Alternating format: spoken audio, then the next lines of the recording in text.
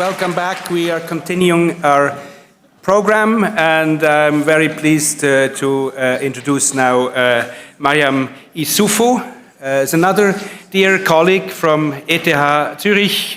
You're an architect and currently professor of architecture, heritage, and sustainability at the architecture school. You have an office which is based in Niamey, New York, and in Zurich. Some of you might have seen the Rolex Pavilion at the Venice Biennale Giardini, which you designed for last year. Other projects are realized or about to be completed in Niamey, Liberia, and Senegal. Big applause, please, for Mariam Issoufou.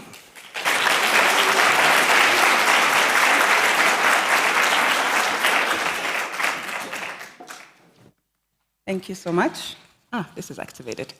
It's such a pleasure to be here. I feel like I'm hoping that I'm not gonna put you to sleep after the wonderful lunch you've had, so I will try to keep the energy up as much as possible. Since this gathering, it talks about art and art making, design, architecture, I wanted to talk about the topic of museums, obviously, which is one of the closest intersections between art and architecture that we have. But I wanted to talk about this specifically because museums have been an obsession of mine for as long as I've been an architect. And they have preoccupied me as a typology, as a vessel, as a container for art, as a temple, as we think of it, to house art and to enjoy art. And they have preoccupied me for also the legacy they come with in terms of the actual inception and the actual origin. So I grew up in Niger in West Africa. When I go to museums, and here we're not talking about contemporary art museums, obviously, we're talking about more older museums like the Met or the British Museum, or the Louvre. As much as I love museums, as much as I love art, it's always a painful experience. Because what museums bring back to me is more this history. What it brings back to me, what I see in front of me, rather than seeing amazing artifacts that are teaching me something about the world, supposedly, I see everything that has been taken from the world. But I also see the amount that has been taken from the world. And wherever you go, in Europe, in America, every single museum, from the largest one to the tiniest one, has and collects artifacts by the thousands and continues to do so. And so I've always also interrogated this impulse to collect, this impulse to almost wipe the slate clean from other portions of the planet to house these museums. And I say this because when I was little, I grew up here. Until age 13, we grew up in the middle of the Sahara Desert in this little town. And sometimes on weekends, my father would take us to the Aïr Mountains, which is what you see here. And I used to see things like these, on the walls. These Neolithic carvings, on these Neolithic caves also. And literally on the floor, I could see these carved stones, tools, and all of that. I must have been maybe 8 or 9 years old. Fast forward to 2019, I went back with my entire team. We did an office retreat, and we decided to go into the desert. We slept in the desert because I wanted to find this place again, and I wanted to kind of reconnect us back to this history. Because I started realizing that I was running an architecture firm where we were talking about heritage, we were talking about reconnecting, restitching some narratives from who we are and create a new language for today. But a lot of my team members who were much younger than me didn't really know what I was talking about and didn't really have this idea of the fact that in our country were settlements that are 15,000, 20,000 years old. People existed back when the Sahara used to be green, right? So we went there. And when we went there, we found nothing. The floor was bare. A lot of these carvings, as you see, were literally actually taken. We were able to find only 2 different places for about 2 hours of going through the desert where we were able to find Neolithic carvings.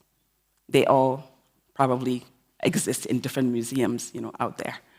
And so I had to then have this conversation with them to explain to them, it's like, oh, this is not what I meant to show you. What I meant to show you was something else. And I just had to tell it rather than show it. And this is a place where not just the artifacts, but even people are not left alone, right? Where you can excavate artifacts, but you can excavate human beings. You can set them up, to look almost like a painting, and it ends up in a museum, right? And this particular one, I actually visited. It's in a lab in University of Chicago currently. And it represents a mother and two children who had probably been killed. And they have found flowers, and all kinds of different things, as part of the burial ritual that happened in there. So you can imagine the kind of story that must have happened to them. But again, these are this is not a painting, right? And so whenever I see mummies, again, as incredible and intriguing as it can be, I'm seeing a person that we are looking at in this glass box.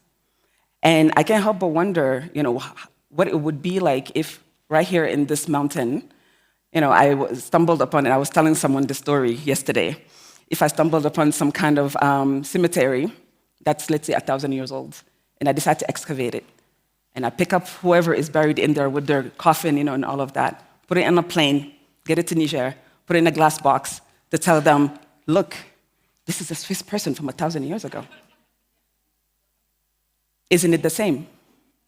What is the difference, But on top of this level of violence, that I would call it, as an architect, I also have been confronted with various forms of erasure that have come from these different processes.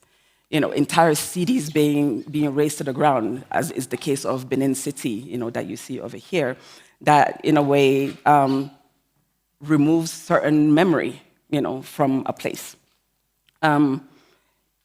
This is, again, Benin City, and everybody, I think, knows about all the Benin bronzes and the restitution, and all of that, all the fights going on around that. But for me, more than the Benin bronzes, I see the denial of not only a history, but even a political system, a denial of know-how, of artisanry, all of those things that you can no longer reconnect to and continue, right? There's a denial of religious practices.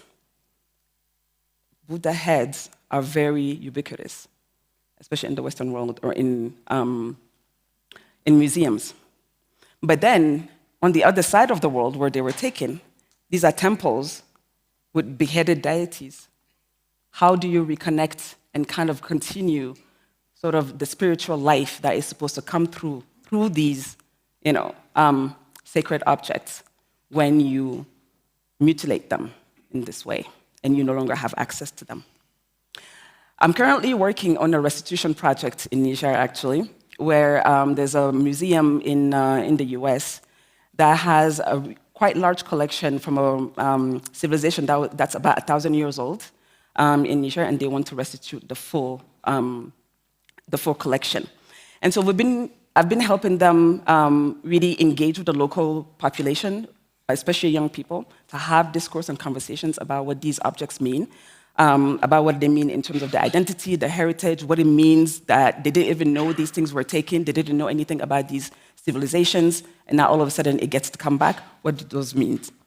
And we were having, I put this image, of this Zoom call with some of the creatives that we're going to be organizing series of workshops and conversation, with. And one of them told me a story that I found chilling. He said to me that in his village, where his grandparents were from, because he's from the city, there were masks that have been taken and that are probably, in museums, somewhere. And those masks were being used to call the rain every year so that you can have a good harvest, so that you can feed everyone, and so that you can essentially survive from year to year. Now that those masks are not there anymore, what that did when the masks were taken was that it sunk the population in a state of despair, where they felt that there was no way. I mean, now they know that it's we know it to be climate change, right? That is making the rains, not come as often, et cetera, and they understand it too now.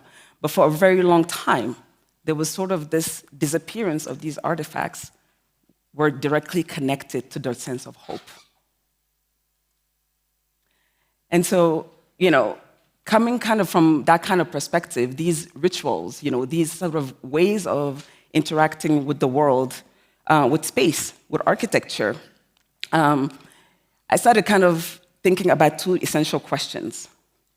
On the one hand, I started thinking about restitution in a much more concrete manner, obviously, in a much more important manner, that it wasn't just a question of, taking objects back to where they belong, and sinking into, a never-ending conversation about, but are they going to have the kind of infrastructure to house them, et cetera, et cetera?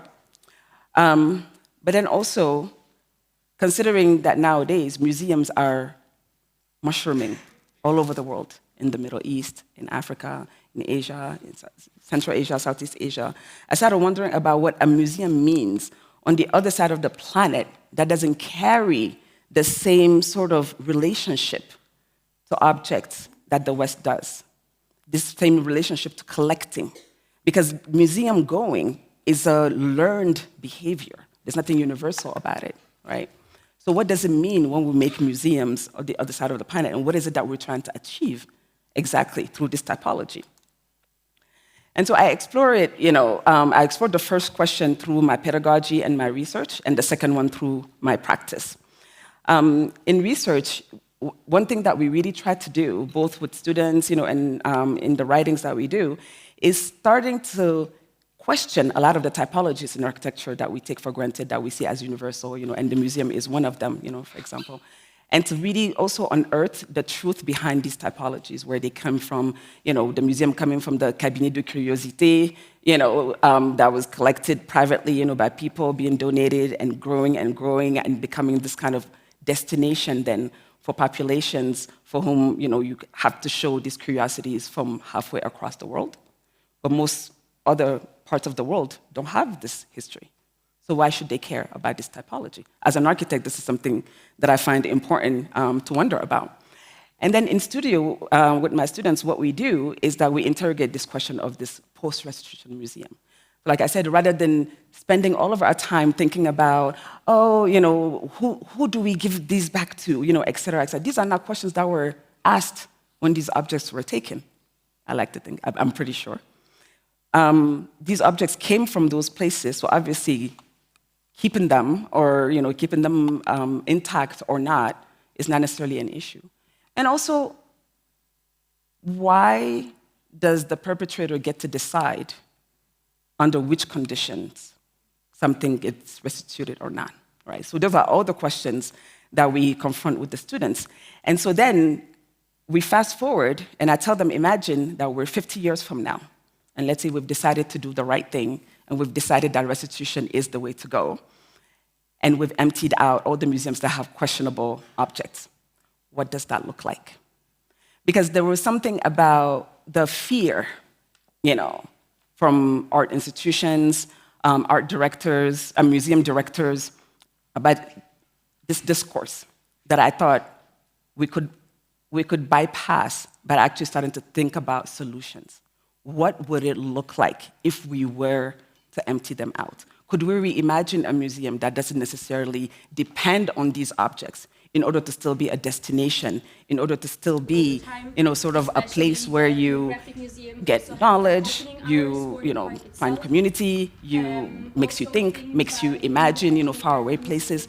Do you actually need those objects to do that? And actually, do those objects even teach you those things? Or are they just there for your aesthetic pleasure? Because for a lot of the objects that are in museums, we actually don't have a clear understanding of what they were for. Anyway, we might have a little label with a date, approximatively, with a place, approximatively. Most of the time, that's where it stops. So what is the value behind something like that versus the harm on the other side of it? And so for the students, they've approached this in various different ways. I think it was also learning about all of these different entanglements was quite shocking for many. And the responses went everywhere from decided to dismantle completely these types of museums. And in many cases, for example, we would study existing museums that are, let's say, ethnographic museums or antiquities museums, and things like that, which have a lot of contentious objects. Or they would reimagine the spaces as places of collective action and collective sort of experiences from people all over the world, where you could actually effortlessly encounter different ways of doing and of being just by coming together in that space. Or places of storytelling, as, again, another way of knowing and getting to know the other, So it was really sort of this effort to try to figure out what should a museum provide, what should it be, what is it that we're trying to get at. But then on the other side, during our seminar weeks, what we did as a companion course is that we would take students to the other side of that coin. So, for example, here we went to Cairo so that we could see, where all these things were taken. And this is when we were looking at the Antiken Museum in Basel, and they have a really large Egyptian collection, as does any museum that wants to be, considered important, has some kind of Egyptian collection. But then we looked at all that was empty, all that was basically bare, all the walls that had been carved out, and removed. Some were carved out and removed during, looting during the Egyptian, the kind of great Egyptian eras, but then they were repurposed and reused, in different ways. But most of it are in different museums all over the world. So the question was really, how do museums or how can they, as future architects, start to think about museums not as sites of exploitation, of plunder, and again, I'm not talking about contemporary art museums, although we can have a similar kind of discussions related to the relationship of the museum to artists, for example. But I will not go into that today. And then in my practice, like I said, I interrogate, the validity of such a typology in other parts of the world. One project that we won in a competition that I almost didn't participate in the competition for is this museum that is currently under construction in Senegal. And the reason why I really considered whether to participate or not was because I was not convinced that a museum made sense for that particular place. What would it mean? It forced me to ask myself and try to discover also in the particular area in Senegal, what does art mean? How do you interact with art? How do you sort of, present yourself, in this way? Or do you present yourself through art? What is it that you're trying to express through art in that particular context that would justify, having this kind of place, this kind of typology that comes from elsewhere? And then starting to see ways in which, if you go way back in history, really, I see these places as museums to some extent. These are places of worship. These are temples. This is actually in Senegal, not far from our site. And so that kind of gave me a starting point to start to think about a museum as almost, again, it's a temple here. Maybe it's more of a sacred place there. The relationship with art and artifacts as objects of ritual, as objects that are sacred. Thinking about, we did a lot of research about some of the pre-Islamic traditions and religions that existed in the area, and these megaliths, of which there are 3,000 different sites all over Senegal, gave us sort of the beginning of a clue, because they were sometimes burial grounds, but sometimes they were just objects that were important, that were buried below them. Which then led us to start thinking about, a museum that is not so much about this kind of grand building, that makes a statement or that, wants to be a temple so visually, but actually a place where people gather around, just like the megaliths, all around. And that maybe then that is the place that you see, and the art itself is buried below ground, just like it used to be before. And what would that mean, that a museum is inverted in that way, where you could be on the site and you don't really ever have to go inside, because that's not the only point of being in this space. because the place itself is actually a public space. So we made a public space with amphitheaters, with different places to congregate with families, with children, picnics, all of that, because it was inside of this lush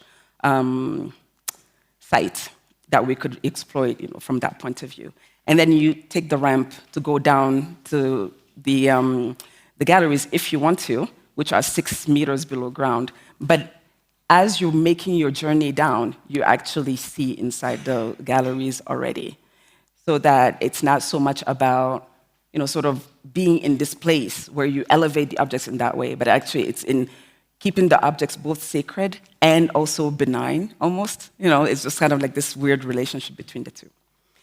I think through this kind of work, whether you're working on this museum, we're working on 2 other museums right now, or the research and kind of pedagogy work that we've been doing around this question.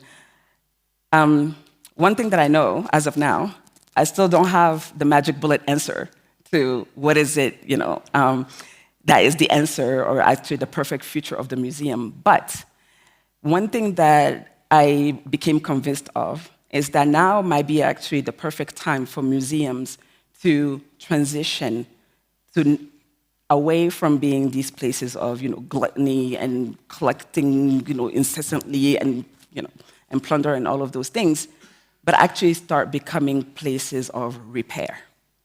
What would a museum be like that is trying to no longer be part of this kind of setup, but it's a place of community, it's a place of bringing kind of different types of people together, of interacting and uncovering and coming in contact with the other in more and in less violent ways. So I'll leave you with that. Thank you.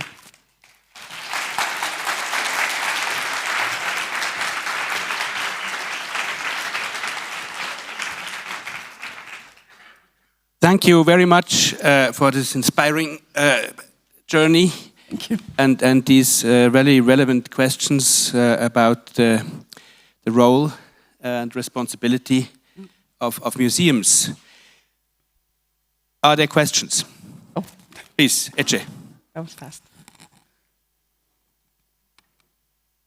Fascinating talk, thank you.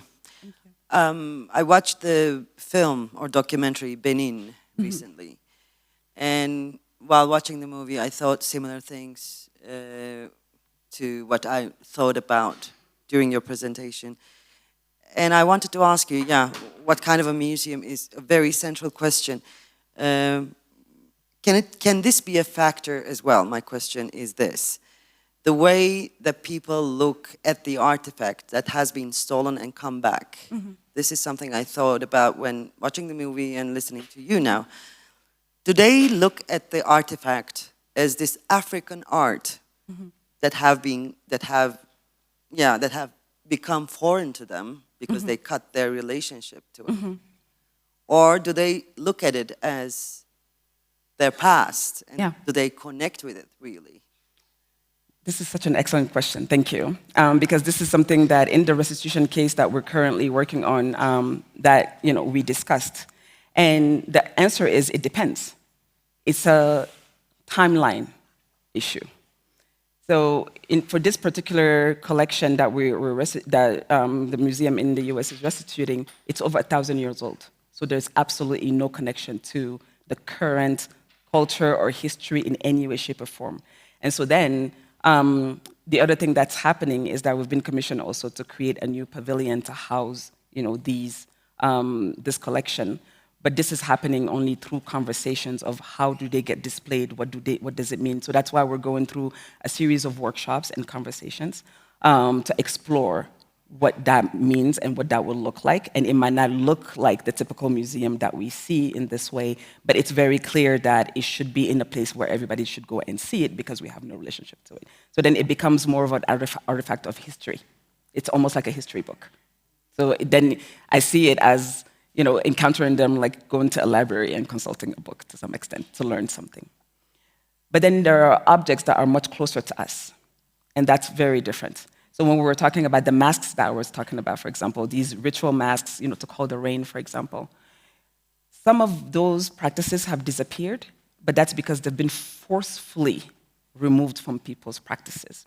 So in this particular village she was talking about, missionaries, and this was very common, Christian missionaries would come and so once the conversion happens, one of the things that happened, always, was that everything related to indigenous religions was then taken, and usually it would just, end up in Europe, for example.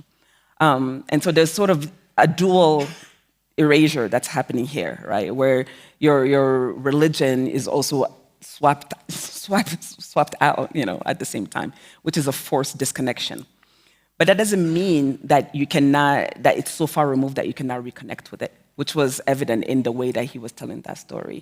And he was actually just coming back, this is a photographer, and he was just coming back from a trip where he had photographed, he told me, over 1,000 objects that we're disconnected from, but that have been kept safe by different, villagers, and that they're trying to figure out what to do with.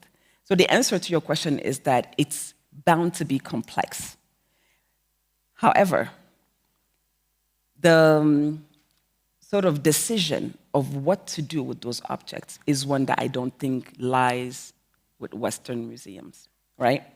So at the end of the day, it's about being able to engage in the kind of dialogue that allow the objects to go back to the place that makes sense. Some objects, for example, are so sacred that they're not supposed to be visible, ever. So it's very possible that they will be taken back and buried 6 feet underground, and that's okay too, because that's their place. Please.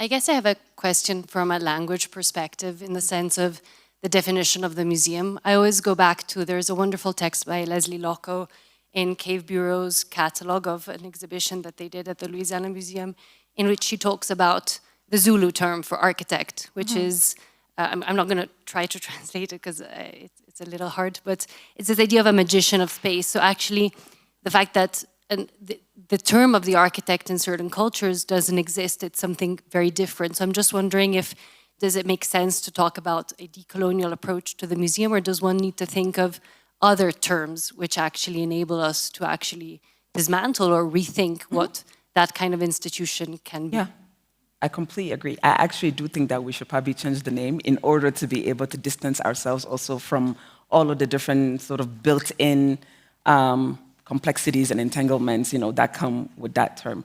But to your point also about architecture and architects, I would actually say back that architects have always existed. We decided to not call certain types of people architects and to call others architects.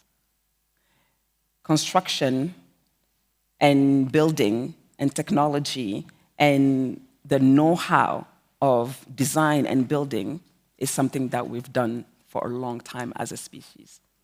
So architects existed in Egypt, architects existed in Niger, and actually they still exist in the sense that it's just in the traditional form and they're organized in guilds. So, which was the case, for example, like in the Renaissance, in Italy, or something like that. So I would say that I would be careful not to conflate those two things, where the practice of architecture and the role of the architect is something that is pretty pervasive in most parts of the world, even historically. But then to your question about the museum and that typology, I would link it more to the fact that this is a typology that emerged in one place for one specific reason and for a set of historical events, which then makes it not necessarily transferable, I guess. And so yes, I think you might be right. Maybe we should think about a different way of calling these places where we interact with art. Definitely. Thank you very much for this very interesting speech. I have a question. You ended with this possibility that museums are a space and for also to people to find themselves together again and to repair. In Niger, where you grew up, there many different cultural populations living together over a long time. Yes. Sometimes conflict, sometimes no, and I mean, in an incredible way they live together. And but they're also under pressure by modern life and by all these changes. So would that also be, or for you, this architecture, this open architecture, a place where they could find again a place where they could show what they feel or who they are in the present, now, today? Of course. This would be great. I mean, is that the positive Yes. side you want to? I mean, yeah. I mean, this is almost maybe it's even to the side of the conversation of museums, and you're tapping into something that is incredibly important, and that is actually the reason I became an architect. What you're talking about, because I grew up, in kind of this Western-looking house that never functioned for the way we live, and it was just really bizarre. You always felt like, that takes us back to some of the talks. Actually, Jan, what you were saying earlier about, house and the home and what it meant, and whether you live the house as a home, or the house is basically the thing that leads you to some extent. And for most colonial, territories, you actually exist on your own home territory, but in a foreign body, which is this so-called modern or Western architecture. I would say Western architecture, because one thing that I tried to be very careful about when I started practicing and even learning architecture was that we are making this incredible confusion between modernity and Westernity. These are not the same things, but we have assigned Western aesthetics to modernity. For me, modernity is a mindset. Therefore, anything can be made to be modern. Any architecture can be fast-forwarded in its contemporary expression with future aspirations. That's what modernity is, right? And so for me, I became an architect because I was interested in figuring out a language, the country where I come from, that didn't make me feel that I was existing in a foreign body. That did not make me feel humiliated for existing in a foreign body, because the kind of body that was more related to who I am was considered beneath or less than, right? So this is something I reject entirely. And so I completely agree with you in that and that's not just for museums, that's just architecture in general. I think it's a question that confronts globalized architecture, globalized materials. There's so many different dimensions, that are intertwined in this flux of material, of capital, all kinds of different things that come into play. But it is incredibly critical at this point in our evolution, once we are finally courageous enough to accept also some of the wrongs that have been done, that on the other side also we're courageous enough to kind of take the central space in expressing the full authenticity, of what the architecture of a certain place should be. I hope I've answered your question. Okay. Wonderful statement. I need to look at the time, and I'm doing it, and we need to move to the next speaker, which is Syl Spinac, and before that, okay, there's one more question. Yeah, I have a question that is relating to the notion of restitution, but also thinking about climate and thinking about ecology, and how do you negotiate that? Because we see a lot of museums within the African continent. We could also see like MOA, or we see the Museum of Civilization at Dakar, and how that relationship to climatization, to a general relationship to the ecosystem, and also to the climate that is shifting from temperatures that go from extreme hot temperatures to rain. And so I'm interested in understanding how you can work with these ranges, but also in relation to objects that might be returned or not. I mean, I love this question because I think it's also the kind of question that shows how imprisoned we are within only one way of thinking through how art, number one, also the fact that art needs to be preserved forever and ever, frozen in time. I think that's sort of the first thing, right? And that kind of allows us to make the separation between modern times and the past, and all of those different things. Architecture is one of them. When we're talking about architecture heritage, for example, it's because we have created a separation between that time and this new time, and then that doesn't get to evolve, and it's preserved forever and ever, in a pristine condition.